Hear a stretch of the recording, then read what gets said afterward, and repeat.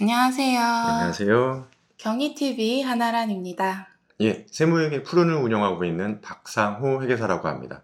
좋아요, 구독, 알림 설정, 댓글, 땡스 부탁드리고요.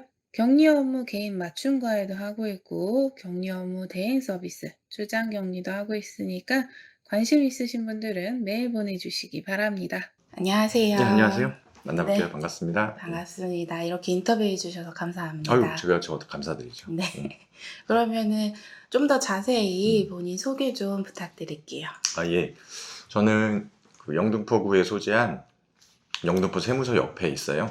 세무회계 프론이라는 개인 세무회계 사무소를 운영하고 있는 박상호 회계사 세무사입니다. 저는 그 2003년도에 회계사 합격해가지고요. 그 딜로이트 안진회계법인에서 근무하다가 중간에 이제 두산인프라코어, 재무기획, SPC 그룹, 요즘 최근 좀 이슈가 되고 있는 파리바게뜨 그 전략기획 쪽 근무하고서요. 2012년에 저도 이제 개인 사무소로 사실 창업을 한 겁니다. 그래서 지금 이제 그 사업자들 상대로 지금 업무를 해드리고 있고요. 지금 저희 사무실은 저를 포함해서 지금 8명의 가족들이 구성원들이 지금 업무를 진행하고 있습니다. 네. 그럼 회계사이시기도 하고 예, 세무사이시기도 예, 하신데 예. 회계사랑 세무사랑 어떤 점이 다른 게 있나요? 예. 회계사 업무 영역 안에 세무사 업무가 이미 들어와 있어서 포괄적으로 보면 세무사 업무를 회계사가 다 할 수 있어요. 그래서 회계사만 할 수 있는 고유 업무가 있습니다. 그래서 회계사와 세무사의 그 업무 영역을 제가 좀 간단히 설명드리면 회계사는 회계감사라는 좀 인증 업무가 주된 업무입니다.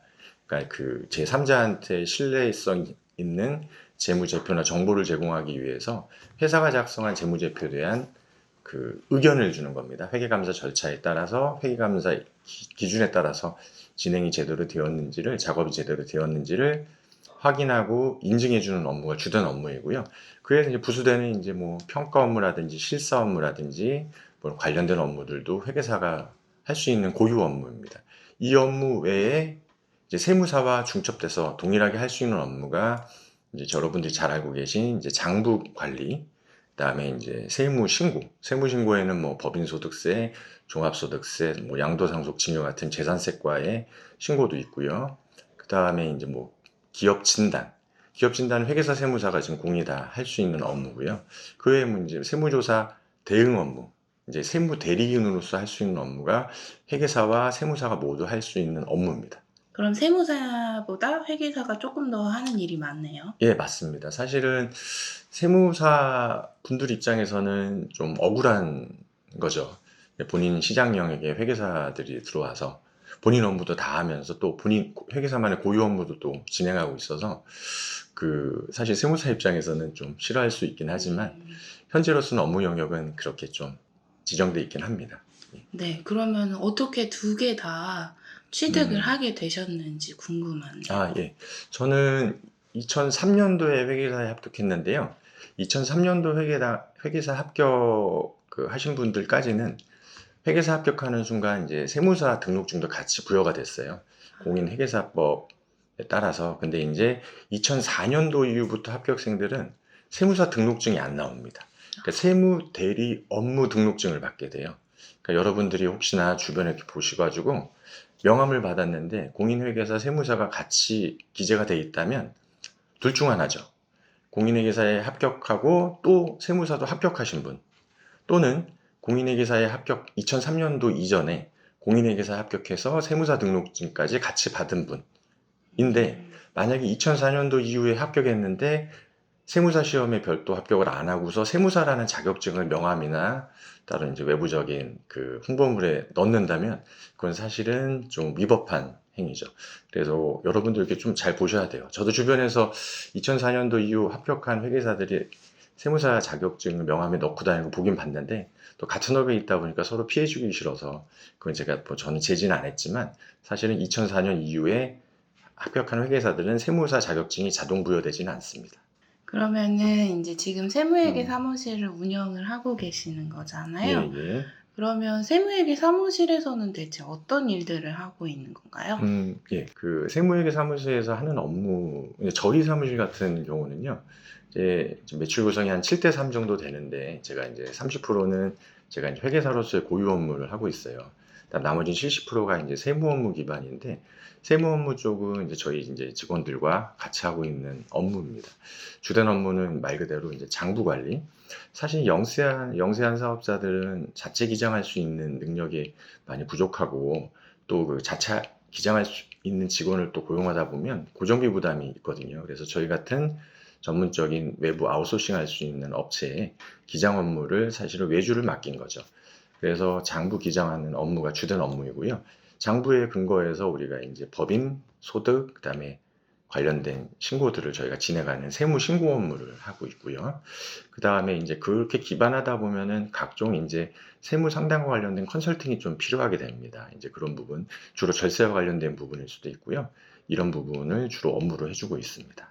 네, 그러면은 주로 음, 거래처들은 법인이나 개인 음. 사업자들이겠네요? 예. 일반적으로 이제 세무회계사무소의 법인 사업자, 개인 사업자 비율은 보통 한 3대 7에서 4대 6 정도 돼요. 일반적으로 한 3대 7 정도가 일반적인 것 같은데 저희 사무실은 사실 법인 사업자가 굉장히 많아서 한 5대 5 정도 좀 어, 유지되고는 있습니다. 사실 직원들이 법인 사업자에 좀 부담을 느끼긴 하는데 그래도 뭐 이제 업무 베테랑들이어서 하는 데는 무난하게 진행하고 있습니다. 예. 네, 그러면은 주로 이제 법인세나 부가세나 음, 원천세 등등 이런 음, 회사 업무와 관련된 음, 세금들을 음. 주로 신고 대행을 해 주실 텐데 예. 혹시 그 외에 개인적으로 음, 뭐 상속이라든지 음, 증여라든지 뭐 음. 이런 것도 하시나요? 예. 물론 하고 있습니다. 사실은 이제 그 양도상속 증여에 대해서 그 많은 분들이 관심이 되게 많아요. 제가 이제 연배가 저도 이제 좀 되다 보니까 20대 아니거든요. 연배가 좀 되다 보니까 저희 주변 분들 어르신들이 이제 많이 이제 좀 별세하시게 되고 이런 상황이어서 또 상속과 관련된 의뢰도 많이 오고요. 최근에 이제 재산과 관련된 그 자산 가치가 커지다 보니까 증여에 대한 관심도 굉장히 많아졌습니다. 그래서 상속 증여와 관련된 그 업무도 많이 진행하고 있고요. 특히 양도와 관련돼서는 뭐 일반적이잖아요. 보유 재산에 대해서 양도에 대한 처분 손익에 대해서 과세되는 납부세 그 세금을 납부를 해야 되다 보니까 양도는 뭐 정말 그 저희 그냥 일반적인 업무로 항상 흔하게 하고 있는 업무여서요. 사실은 재산을 보유하고 계신 분들이 항상 관심을 갖는 게 양도 상속 증여죠. 네. 그러면 지금 세무회계 사무실에서 네. 담당하고 계시는 거래처 중에 예. 주로 업종은 어떤 아, 업종이 많으실까요? 예. 일단은 저희는 업종이 다양해요. 일반 세무사무소는 어떤 특정 업종만 하는 곳도 있습니다. 그래서 좀 그쪽에 있는 직원들은 많이 배울 수 있는 게가 없긴 한데, 뭐 편의점만 한다든지, 뭐 주유소만 한다든지, 뭐 정비업체만 한다든지, 뭐 이렇게 특정 업종만 하는 경우가 있는데 저희는 그렇지 않고요. 제조, 도소매, 뭐 서비스 모든 걸 다 균등하게 하고 있어요. 제조 같은 경우는 정말 그 제조업을 하고 있는 다양한 업종들 모두 하고 있고요.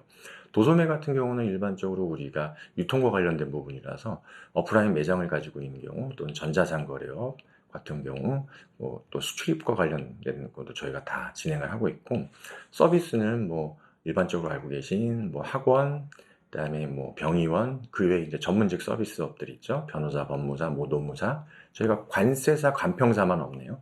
다른 전문 서비스를 다 지금 해드리고 있고 그 외에도 이제 좀 소득이 큰 업종들이 있어요. 프리랜서 소득처럼 예를 들어서 뭐 스포츠 선수라든지 아니면 연예인들도 저희가 업무를 진행하고 있고 우리 여기 대표님처럼 소득이 크다면 유튜브 같은 경우도 프리랜서 소득자시기 때문에 저희 세무 대리인들이 아마 업무를 진행하고 있을 겁니다. 그러면은 인제 또 음, 밑에 직원들이 네, 있을 거잖아요. 예, 그러면은 그 직원을 채용하는 데 있어서 예, 좀 선호하시는 인재상이라든지 그런 게 음, 있으면 좀 알려주세요. 예. 물론 이제 경력직을 채용하느냐, 신입을 채용하느냐에 따라서 좀 이제 보는 관점은 다르긴 한데, 일반적으로 말씀드리면 저는 딱 두 가지를 봐요. 그래서 첫째는 자세, 그 다음에 두 번째는 기본 소양을 봅니다. 이제 자세를 구체적으로 설명드리면 좀 배우려는 자세가 제일 중요한 것 같아요. 이쪽 업은 계속 하다 보면은 이제 매너리즘에 빠질 수가 있어요. 네, 뭐 개정은 된다고 하지만 거의 그래도 같은 줄기 근간 안에서 계속 업무가 반복되기 때문에 새로운 것을 업데이트해야 될 필요가 있나 이렇게 느끼는 분들도 있고 또는 배우는 거에 대해서 굉장히 겁을 내고 하는 경우가 있는데 일단은 배우려는 자세. 그래서 저는 이제 지금 면접 볼 때 눈빛을 보거든요. 그래서 배우려는 자세 초롱초롱하고 하면은 나중에 연차가 쌓여도 초심의 마음으로 돌아간다면 그 자세는 정말 저는 중요한 걸로 보고, 두 번째는 이제 기본 소양인데요. 우리 같은 전문 지식은 사실은 머릿속에 항상 담고 있는 게 아니라 중요한 순간에 찾아봐도 되긴 합니다. 근데 저는 이제 신입 같은 경우는 대변과 차변에 대한 개념이 흔들리는 사람들은 본인이 와서 고생을 좀 많이 하거든요. 그래서 저는 기본적으로 대변 차변의 개념만 분명히 서 있다고 하면 앞으로 쌓아지는 이제 지식과 관련된 실무와 관련된 지식은 정말 금방 쌓을 수 있고 본인도 배울 때 굉장히 재밌거든요.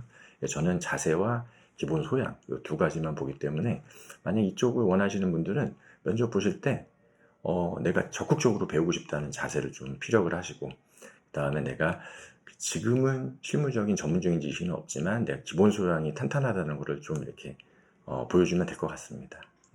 네, 그러면 구독자분들께서 제일 많이 질문을 해주시는 게 네. 자격증이거든요. 예, 그래서 예, 혹시 예, 이런 자격증이 있으면 뭐 예. 플러스 가산이 된다 이런 게 예. 있을까요? 예. 저는 세무사회에서 부여하는 뭐 전산 회계나 세무 쪽 자격증 저는 제일 중요하게 봅니다. 그래서 그쪽에 좀 공부하시면 그쪽을 공부하면서 자격증이 사실 중요한 것보다는 공부하는 과정에서 배울 수 있는 기본 소양이 굉장히 중요하거든요. 그래서 이제 세무사회에서 좀 부여하고 있는 그 자격증을 저는 좀 제일 중요하게 보고 있고, 일반 세무업계에서도 그렇게 좀 보고 있거든요. 준비하시는 세무사회 쪽 자격증을 좀 준비하시면 도움이 많이 되실 것 같아요. 네, 좋은 말씀 정말 감사드립니다. 예, 오늘 이렇게 인터뷰 응해주셔서 정말 감사드리고요. 예, 예. 지금까지 세무에게 푸른 대표님이셨습니다. 네, 감사합니다. 감사합니다.